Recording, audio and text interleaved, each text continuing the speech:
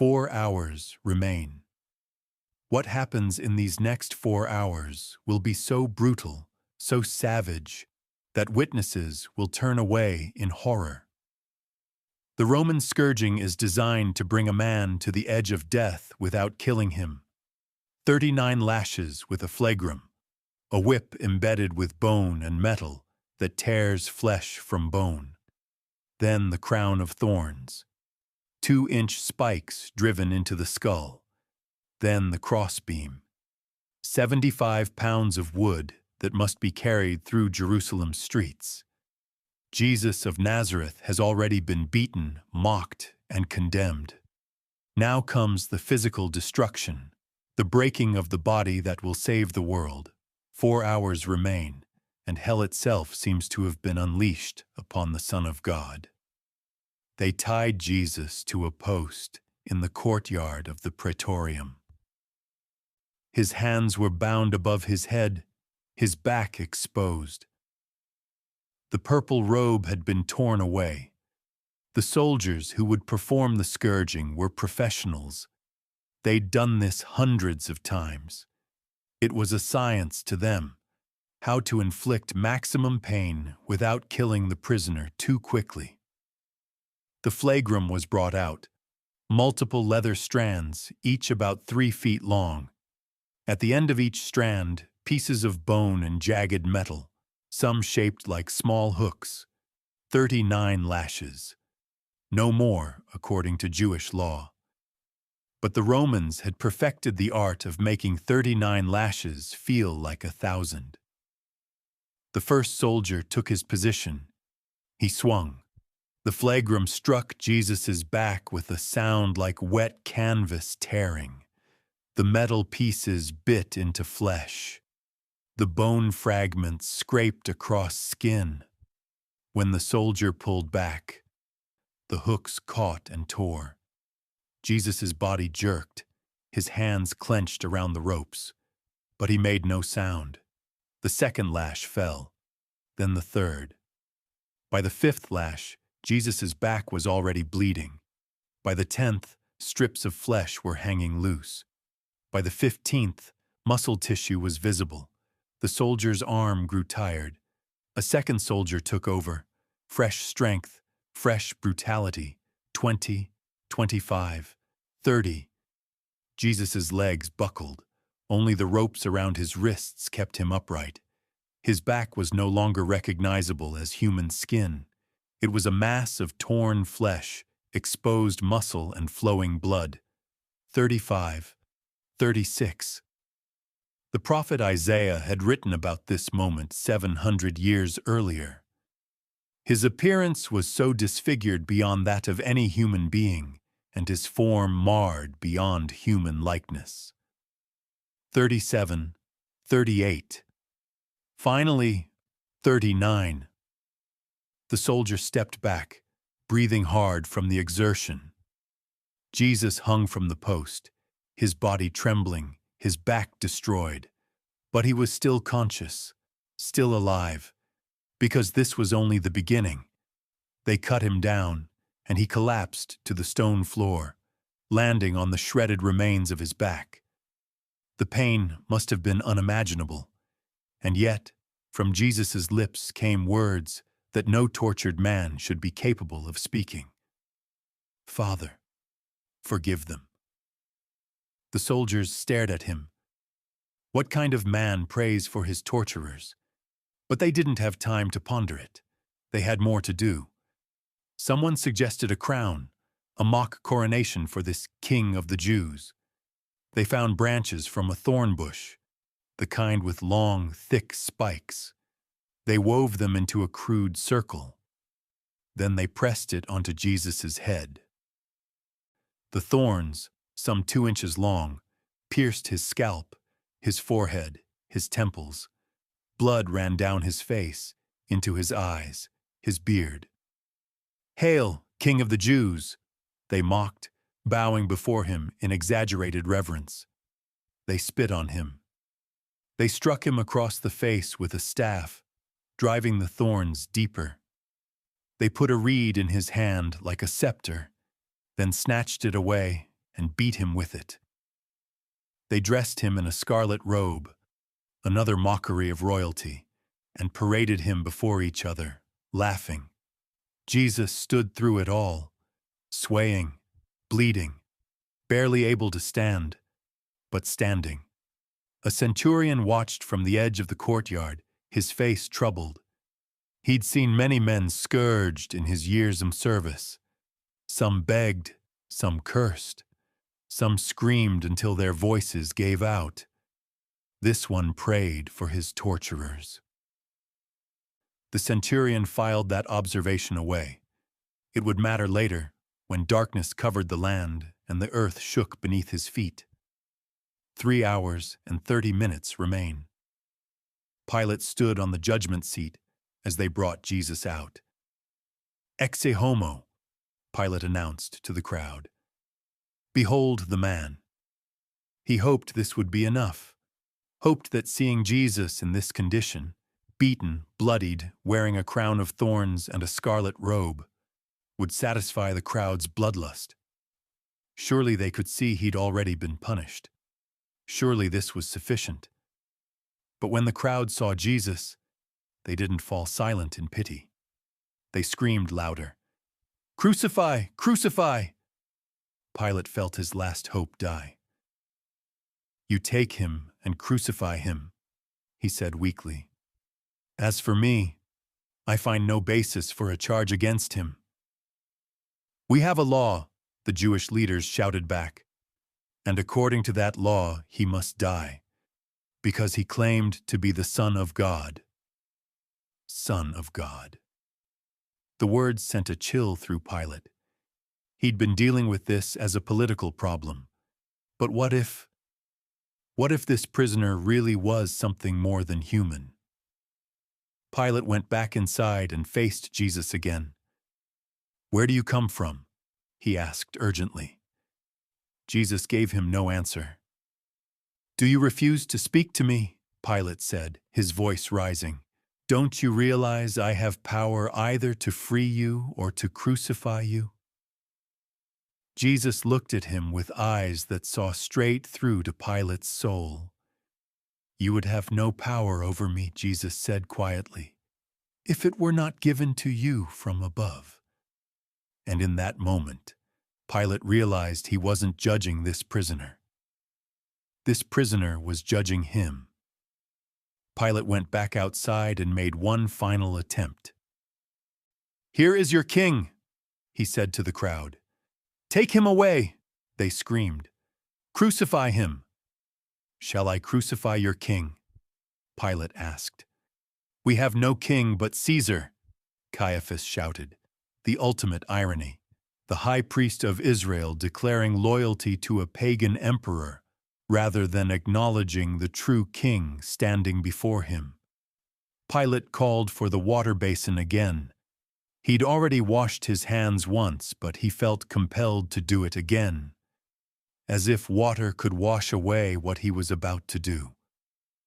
"Crucify him," Pilate ordered. The soldiers moved forward to take Jesus away. Pilate turned and walked back into his palace, unable to watch what came next. His wife's words echoed in his mind. "Have nothing to do with that innocent man." But he'd had everything to do with him. He'd condemned him. And that condemnation would haunt Pilate for the rest of his life. History would remember him for one thing only. He sentenced Jesus Christ to death. 3 hours remain. Mary pushed through the crowd, John gripping her arm to keep her from being separated in the chaos. She'd heard the shouts of "Crucify" from blocks away, had felt each scream like a knife to her heart. Now she needed to see him, needed to be near him. Even if she couldn't save him, she could be present, could let him know he wasn't alone. They reached the Praetorium courtyard just as the soldiers were bringing Jesus out. Mary's breath caught in her throat. She'd prepared herself. She'd thought she was ready. But nothing could have prepared her for this. This wasn't her son. This couldn't be her son. This was barely recognizable as human. The face she'd kissed as a baby, swollen and bruised beyond recognition. The hands she'd held as a child, now bound and bleeding. The back she'd patted when he was sick, now shredded to ribbons. The head she'd stroked when he couldn't sleep, now crowned with thorns that had turned his face into a mask of blood. "No," Mary whispered, and the word was torn from somewhere deep in her soul. "No, no, no." John held her up as her legs threatened to give way. Jesus was looking out at the crowd, and for just a moment, his eyes met hers. And in that look, Mary saw everything. She saw the boy who'd learned carpentry from Joseph. She saw the young man who'd performed his first miracle at Cana. She saw the teacher who'd gathered children on his lap. She saw the healer who'd wept at Lazarus's tomb. And she saw something else. Something that made her heart break and soar at the same time. She saw purpose. He was choosing this. Her son was choosing this. Why? Why would he choose torture and death? But even as she asked the question, she remembered. She remembered the angel's words 33 years ago. He will save his people from their sins. She remembered Simeon's prophecy. A sword will pierce your own soul too. She remembered her son's words just days ago. The Son of Man must suffer many things and be killed, and on the third day be raised to life. The third day. He'd said the third day. Mary clung to those words like a drowning woman clings to driftwood. The third day. He would rise on the third day. But first, he had to die, and she had to watch. The soldiers began moving Jesus toward the gate, toward the road that led out of the city, toward Golgotha. Mary followed. John tried to hold her back. "Mary, you don't have to see this. Let me take you somewhere safe." "My place is with my son," Mary said, and her voice was steel wrapped in tears. "I brought him into this world. I won't abandon him as he leaves it." They joined the procession of death. Jesus, barely able to walk, stumbling forward. 2 other condemned men, actual criminals, being led out with him. Soldiers surrounding them, keeping the crowd back, and behind them, a mother following her son to his execution. The sword Simeon prophesied was piercing her soul, but she would not look away. 2 hours and 45 minutes remain. They made Jesus carry the crossbeam himself. It was Roman practice. Make the condemned carry the instrument of his own execution. A final humiliation. The beam weighed perhaps 75 pounds. For a healthy man, it would be difficult. For a man who'd just endured 39 lashes and hadn't slept or eaten in over 24 hours, it was nearly impossible. John watched as they laid the heavy wooden beam across Jesus' shoulders, pressing it against the raw flesh of his scourged back. Jesus staggered under the weight, but managed to take a step, then another. The procession began moving toward the gate, through Jerusalem's streets, past the crowds who'd shouted, "Hosanna," just 5 days ago. Now some of those same people lined the route, but they weren't cheering. Some wept, some turned away, some watched with cruel satisfaction. Jesus made it perhaps 100 yards before he fell. The beam crashed down, and Jesus collapsed under it, his face hitting the stone street. The soldiers cursed and yanked him to his feet. "Get up!" they shouted. "Move!" Jesus tried. He got to his knees, tried to lift the beam, but his strength was gone. His body had been pushed beyond human endurance. He fell again. John felt tears streaming down his face. He wanted to rush forward, to carry the beam himself, but the soldiers would never allow it. Jesus fell a third time. Now the soldiers were getting concerned. If he died before they could crucify him, it would ruin their mourning.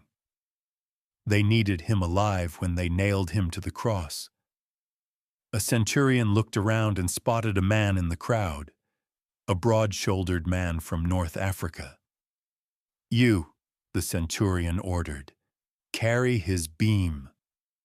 The man, Simon from Cyrene, who'd come to Jerusalem for Passover and found himself conscripted into the most significant moment in history, stepped forward reluctantly. He lifted the beam from Jesus' shoulders. The relief on Jesus' face was visible, even through the blood and bruising. They continued walking.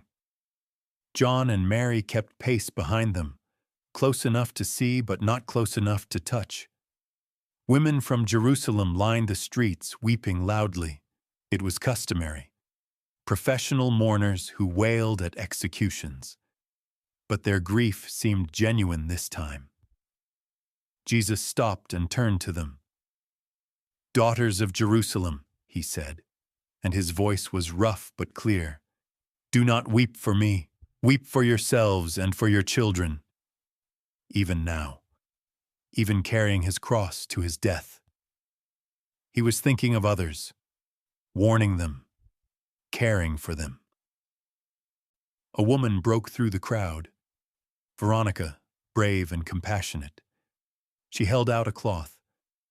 "For your face, Rabbi," she said softly. Jesus paused and she gently wiped the blood and sweat from his face.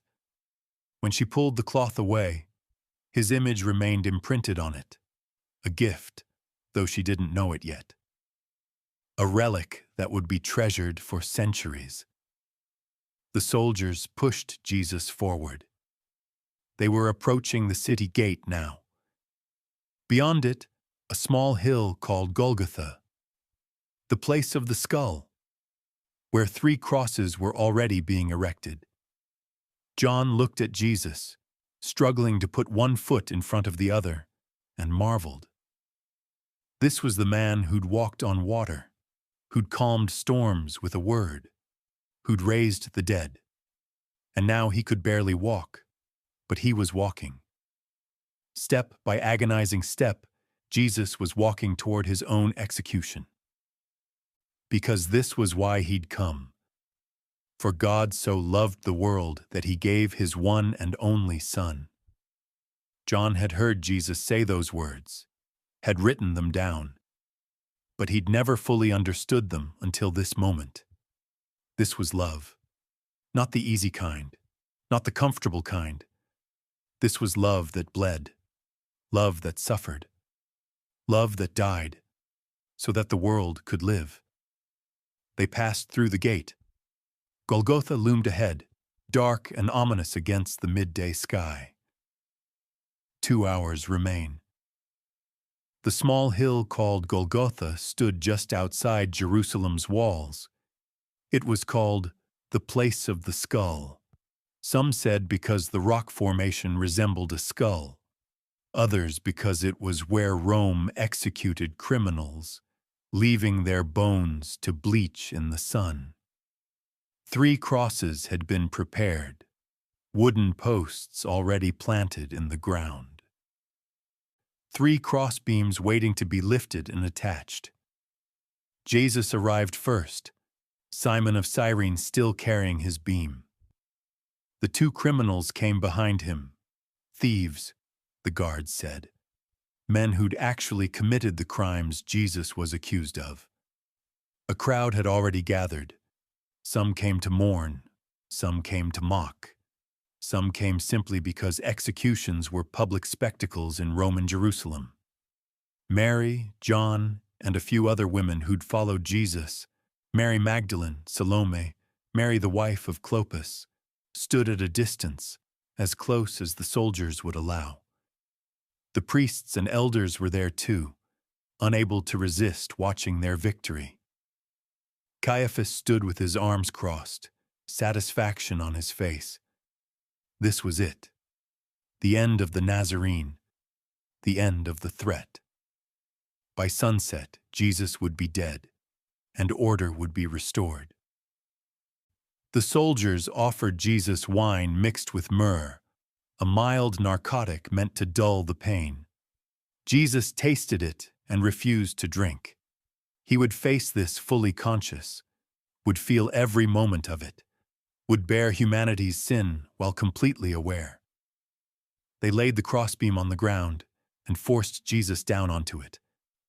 John turned Mary away. "You don't need to see this part," he whispered. But Mary heard it. She heard the hammer strike. Once, twice, 3 times, driving the iron spike through her son's wrist, then the other wrist. She heard Jesus gasp in pain, the first sound of suffering he'd allowed himself to make. She heard the soldiers grunt with effort as they lifted the crossbeam and attached it to the vertical post, already planted in the ground. She heard them nail his feet, and then it was done. Jesus of Nazareth hung on a cross between 2 criminals. The King of the Jews, executed like a common criminal. The Son of God, dying like a mortal man. The Savior of the world, crucified by the world he came to save. Above his head, Pilate had ordered a sign written in Hebrew, Latin, and Greek. Jesus of Nazareth, the King of the Jews. The priests protested. "Don't write the King of the Jews," they complained. "Write that he claimed to be King of the Jews." But Pilate, finding one last shred of spine, refused. "What I have written, I have written." The sign would stay, telling the truth that everyone refused to see. This broken, bleeding, dying man was a king. The sun reached its zenith in the sky. Noon. Jesus had been on the cross for less than 30 minutes. He had 3 more hours to go. 1 hour remains until the darkness falls, and the real suffering is about to begin.